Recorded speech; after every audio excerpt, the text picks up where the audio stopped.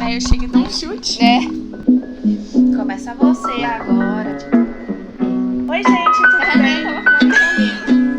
Oi, gente, tudo bem? Meu nome é Beatriz, eu sou professora de língua portuguesa. Eu me chamo Elisa, mas tô com medo de falar tudo sem me zoando. 10 horas agora, Elisa. Eu me chamo Elisa, sou professora de História e Filosofia de Arte. E hoje a gente tá inaugurando o nosso canal aqui no YouTube. A gente já tinha essa proposta de fazer o canal antes, mas aí a gente acabou entrando no Instagram primeiro. Então quem não segue a gente no Instagram já vai seguir a gente. A gente vai deixar o link aqui embaixo. Ou aqui. Ou em algum lugar por aqui que a gente ainda não sabe direito, mas vai estar em algum lugar.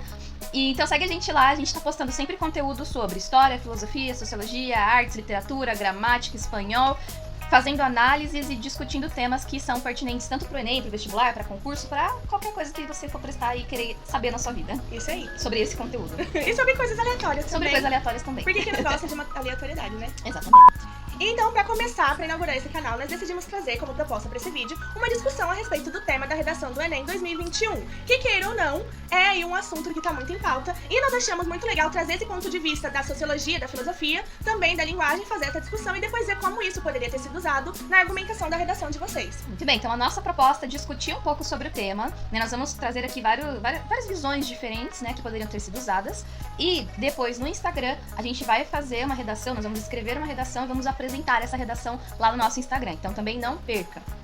Vamos lá! Fala o tema, que eu não sei. É o estigma da... Eu não sei, amiga, certinho. Acho que é melhor dar uma olhada. Bom, o tema da redação desse ano, então, foi o estigma das doenças mentais. O tema da redação desse ano, então, foi o estigma associado às doenças mentais na sociedade brasileira. Muito bem, então eu acho que pra começo de conversa, o que mais assustou a galera, que eu vi o pessoal falando muito, é em relação à palavra estigma, né? O que significa estigma. Então, o primeiro ponto, antes da gente falar sobre o que é, eu acho legal dizer que se você é uma pessoa que está prestes a prestar vestibular, concursos, enfim, né, o Enem, você precisa, quando você estuda, e é uma coisa que a gente sempre fala para os nossos alunos, né, pegar um dicionário, né, no celular e fazer provas pesquisando palavras, anotando palavras, ler bastante, porque, gente, não tem como você aprender vocabulário sem a prática. Não é uma coisa mágica, né, que alguém vai chegar e colocar um monte de palavra na sua cabeça. Sim. Né? A leitura e ler diferentes tipos de literatura, não ler sempre aquele tipo de literatura que você se sente confortável. Exatamente. Ler coisas diferentes, porque aí você vai entrar em contato com palavras que não estão ali no seu dia a dia. E se você entrar em contato com a palavra e tiver o hábito, por exemplo, aparece uma palavra que você não conhece, você pesquisa o significado e anota, e quando você precisar, aquele significado vai estar claro na sua cabeça. Então, assim, é uma coisa que é prática, né? Não tem jeito. Bom, no dicionário, a primeira definição que tem é que estigma pode ser considerado uma cicatriz ou uma marca que determinada coisa carrega. E aí, como a gente tá falando sobre um aspecto social do estigma... Tá saindo latido lá fora? E como, nesse caso, a gente tá falando sobre a questão social, né? Sobre o estigma, a gente tá falando que é uma...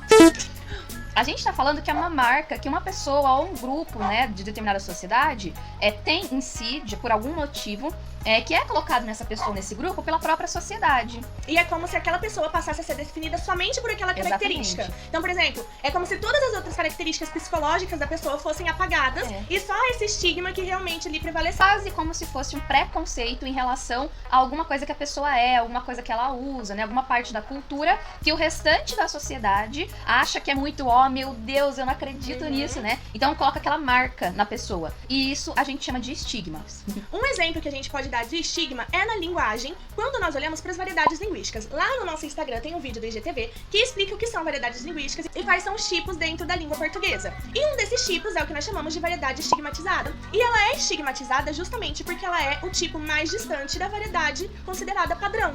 Então ela é utilizada por aquela população que está mais distante, por exemplo, dos centros, que está mais distante, que teve pouco acesso à educação, pouco ou quase nada. Então o estigma da linguagem está muito ligado ao estigma social. E isso é muito importante, porque como é a sociedade que olha para aquela pessoa, automaticamente ela vai desprezar ou preconceituoso para tudo que vem daquele grupo de pessoas. Então não somente a língua, mas a roupa e tudo que eles fazem. Era isso que eu ia falar. Um exemplo de estigma, além desse da linguagem que a Bia já falou, quando você, por exemplo, tem a questão dos ex-detentos, né? As pessoas que ficaram reclusas e que estão tentando serem reinseridas na sociedade, né?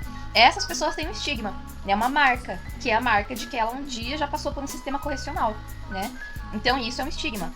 Uma pessoa de uma etnia diferente, usando roupas diferentes, com costumes diferentes, às vezes quando ela muda de lugar, ou ela vai viajar, né? Enfim, a gente chama isso de outsider, né, na antropologia, a pessoa que é de fora, ela é estigmatizada. A sociedade, né, aquelas pessoas que no coletivo formam as regras, digamos assim, né, vão colocar uma marca, né, porque você é diferente de alguma forma. Pode falar? Pode falar. No caso que a Bia disse, então, se a pessoa fala de uma maneira diferente, por exemplo, pode ser, por exemplo, o caso de uma pessoa do sítio que fala errado. Sim, a pessoa que, por exemplo, ao invés de dizer nós vamos, fala nós vai. É estigmatizada como uma pessoa do sítio. Isso é um estigma, né? Vai julgar. O estigma sempre tem uma conotação negativa. Isso. Então é quando a pessoa chega e você pode não comentar nada, mas você faz aquilo assim. Nossa, amiga, você viu Ou então nada, mas você já fica reparando naquela característica que pra você é muito diferente de você, ou é considerado anormal, ou é considerado ali... É vista de uma maneira preconceituosa, de certa forma. Exatamente. Então envolve sempre a questão do julgamento. Isso. Né? Então é importante dizer que para que haja um estigma, primeiro houve essa regra do todo da sociedade, né? E essas pessoas vão colocar o estigma num grupo ou em pessoas isoladas, né? Então é importante dizer que a gente já poderia correlacionar, e eu vou falar um pouquinho mais sobre isso em outros vídeos separados, com, por exemplo, o fato social do Emily Durkheim, uma coisa que eu sempre falo pra vocês, dá pra usar o Emily Durkheim como coringa pra muitas redações. Por quê? O estigma nada mais é do que uma pessoa que não segue necessariamente todas as regras de um fato social, de uma socialização, né? Então, por exemplo, é um fato social na sociedade da época dos nossos pais, por exemplo, o casamento. Se a pessoa não se casava, ela seria julgada, né? De alguma forma ali ela ia sofrer uma sanção. O estigma é isso. A mulher ficava estigmatizada, ficava marcada, porque ela não casou, por exemplo. Isso é muito claro, por exemplo, nos romances de época ou nas séries de época. Um exemplo muito claro é essa série nova que estreou na Netflix, os Bridgerton. em que... A gente não assistiu. Bridgerton. Enfim, em que... Ou então em vários livros, que a mulher vai chegando ali, passando dos 20 anos, ela já vai ficando desesperada porque não casou. A única coisa que a mulher tinha pra fazer na sociedade antigamente era se casar. Se ela não se casava, ela já ia ficando estigmatizada como a solteirona, como aquela que não sabia fazer nada, porque algum problema ela tinha por não ter casado ainda. E aí a sociedade, de uma certa forma, faz isso meio que na intenção de obrigar, se você não faz, ele vai arrumar uma maneira aí de te obrigar. E o estigma nada mais é do que essa maneira, porque ninguém quer ser o marcado, porque normalmente essas pessoas que são estigmatizadas, seja por qual motivo for, ela não é inserida no processo de socialização. Ela fica meio isolada, alienada da sociedade. Sim. Especificamente em relação ao tipo de estigma que foi cobrado na redação, né? Que é o estigma em relação a doenças mentais. E eu achei fantástico esse tema. Eu achei, assim, que foi uma sacada. O que você achou? Eu achei uma sacada muito interessante, justamente porque, de um tempo pra cá, passou-se a falar muito mais na televisão e nas mídias sociais sobre doenças mentais. É verdade. Fala-se muito, mas ainda fala-se pouco. Justamente porque tem esse estigma de que uma doença mental não é uma doença, é como se fosse culpa da pessoa que ela tivesse aquela condição. Então, eu vou citar um exemplo aqui, muito básico. Se você trabalha em uma empresa e você liga pra empresa e fala, não posso ir porque eu tô me sentindo muito mal, tô com dor, tô machucado, enfim... O patrão vai falar, ok, não vem. Agora, se você liga e fala, não vou trabalhar hoje porque estou tendo uma crise de ansiedade. É verdade. Estou...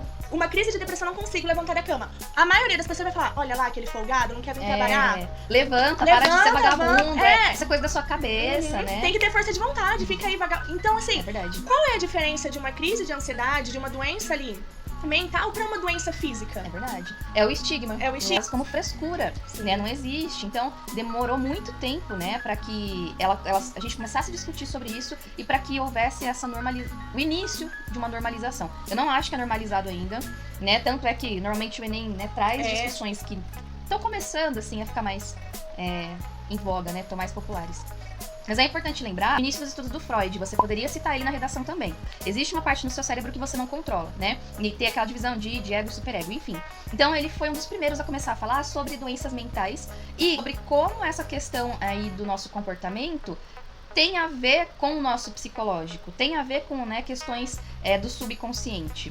E ainda hoje, vocês poderiam ter falado isso na redação, ainda hoje, apesar dos estudos do Freud serem super famosos, ainda hoje a galera, né, não acostumou, ainda não entende como é que funciona, né? Isso. E queira ou não, o estigma ainda existe de uma forma tão grande que sempre que uma pessoa fala sobre isso, ou que uma pessoa fala sobre a sua própria experiência, é como se gerasse uma comoção muito grande. Ou o preconceito. Isso, aquele olhar de condescendência, do tipo, ai, coitadinho. Nunca com aquele olhar de igualdade, mas sempre com um olhar de condescendência. Só que muitas vezes na nossa sociedade, como é de praxe, é um olhar estigmatizado e preconceituoso, só que de uma maneira velada. Porque a sociedade brasileira é muito boa em velar coisas. Tanto é que existem pessoas que acreditam que não existe preconceito no Brasil, de nenhum jeito, né? Não existe machismo, não existe preconceito racial, né? Na sociologia ainda existe muita discussão, envolvendo Gilberto Freire, por exemplo, falando em relação a isso, né? E a mania do brasileiro de fingir que tá tudo bem, não tá acontecendo nada. A pessoa tá lá, né, deitada na cama uma semana porque não tem condições, né, psicológicas. Mas tá tudo bem, gente, vamos lá, a vida que segue, é só a força de vontade, né? E também, é claro, acho que como a maior forma dos preconceitos surgem aí, pela falta de estudo. Sim. Porque como a gente tem um ponto de vista estigmatizado, a gente não tem nem a vontade de ir atrás e entender melhor sobre o assunto. Então, o que a gente sabe do assunto é o que a gente ouve falar. Então, aí eu ouvi fulano falar isso, outro falou isso, outro falou isso, vou acreditar e vou tomar aquilo como verdade. Quando, na realidade, aquilo pode ser apenas mais um fruto de uma visão errada, ou estigmatizada que a sociedade tem. É importante lembrar que ao longo do processo, né, de desenvolvimento aí da humanidade, né, das civilizações, as questões comportamentais e doenças mentais, elas sempre foram estigmatizadas, sempre foram julgadas, né, embutido nelas um preconceito.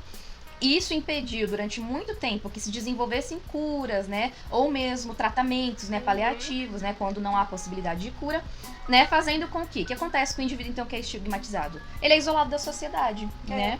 Você poderia citar, por exemplo, numa prova, Foucault, né, que é um filósofo contemporâneo, influência marxista, e ele estuda, o início dos estudos do Foucault, inclusive, foi sobre a questão da loucura, né, onde ele estudava a questão dos manicômios, né? Para pra pensar, galera, como era o negócio, era pesado, né? É tão estigma que a pessoa que era considerada como louca, ela era trancafiada num lugar para receber tratamento de choque, e eram tratamentos, né? Enfim, a pessoa não era tratada como ser humano. É tirado normalmente da pessoa que tem esse estigma de doença mental, é tirado dela a condição de ser humano.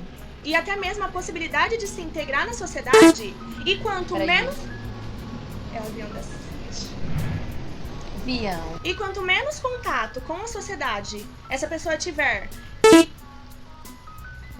e menos comunicação for estabelecida entre os indivíduos, menos a gente vai saber a respeito daquilo e mais a gente vai acreditar no que nós ouvimos dizer em algum lugar. Exatamente. Então, quanto menos a gente souber realmente o que acontece, mais difícil vai ser quebrar esse estigma. Então você poderia citar, né, você poderia discutir essa questão de como as pessoas tratam em sociedade, essa questão do Foucault, né, do isolamento e de como as construções eram feitas, até mesmo a questão da construção mesmo, né?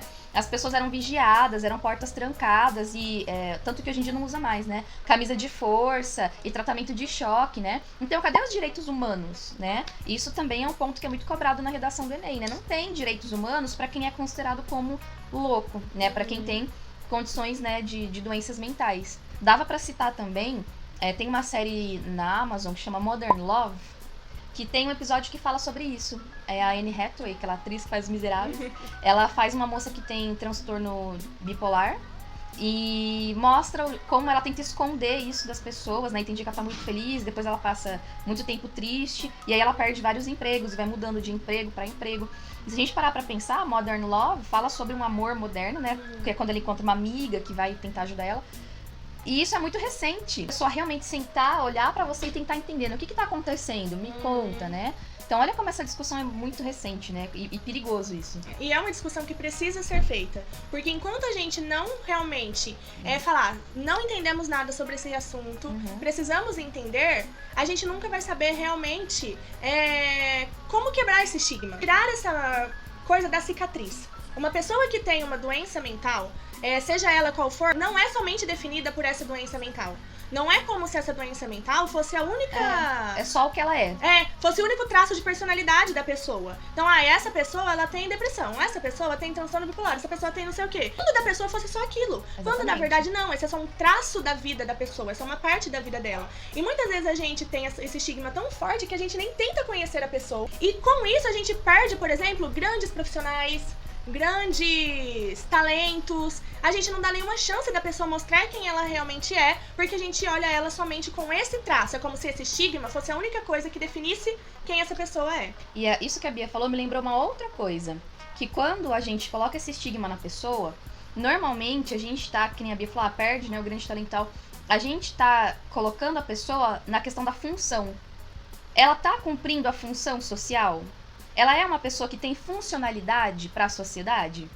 Se não, porque ela tem essa doença, opa, vamos deixar ela de lado. Então, se as pessoas se aproximarem e abraçarem, entenderem, ao invés de afastar, a pessoa pode ser tão funcional quanto ela puder. Sim. Né? Muitas vezes ela só vai precisar de uma que, por exemplo, se fale de uma maneira diferente, que ensine de uma maneira diferente. Exatamente. Mas respeitando os limites de cada um, que todos nós temos limites. Todos nós temos nossas particularidades. Então, se nós respeitarmos a particularidade dos outros, todos nós podemos chegar até o nosso ponto máximo. Até porque o que é ser útil? Mais uma vez, é o que o padrão da sociedade pensa e coloca você um porque estigma, um você tipo não é de útil. coisa é considerado útil, outro tipo de coisa é considerado Exatamente. inútil.